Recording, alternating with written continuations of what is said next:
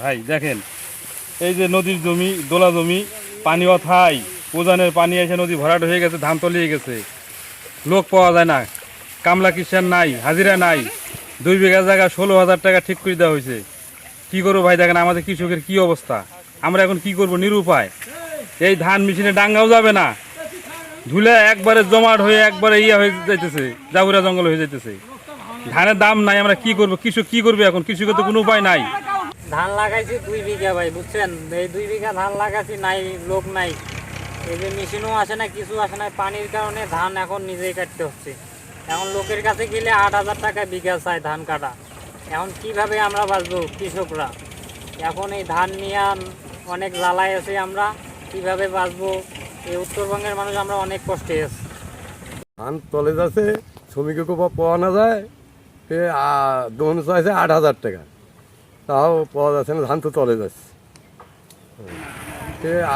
দোন চাইছে 8,000 টাকা, তাও পাওয়া যাচ্ছে না, ধান তো তলে যাচ্ছে।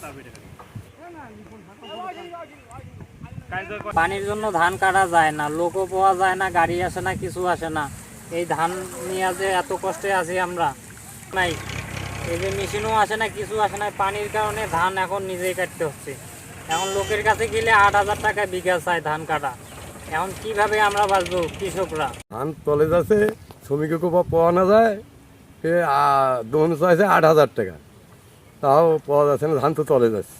ধানের দামও তো কম, ধান এই দামে ধান বিক্রি করে পোষায়, আর এমনি কৃষক একজন বাড়ি কাটতে যদি 8,000 না গেছে কয় মণ ধান যাবে? এক খবর পানি ধান কাটলাম 8,000 টাকা বিঘা, শ্রমিক তো পাওয়া যায় না, এমনি ধানের দাম নাই। উজানের পানি এসে নদী ভরাট হয়ে গেছে, ধান তলিয়ে গেছে, লোক পাওয়া যায় না, কামলা কিষান নাই, হাজিরা নাই, 2 বিঘা জায়গা 16,000 টাকা ঠিক করে দেওয়া হয়েছে। কি করবো ভাই, দেখেন আমাদের কৃষকের কি অবস্থা, আমরা এখন কি করব, নিরুপায়। এই ধান মেশিনে ডাঙ্গাও যাবে না, ধুলে একবারে জমাট হয়ে একবারে হয়ে যাইতেছে, জাবুরা জঙ্গল হয়ে যাইতেছে, ধানের দাম নাই, আমরা কি করব, কৃষক কি করবে এখন, কৃষকের তো কোনো উপায় নাই।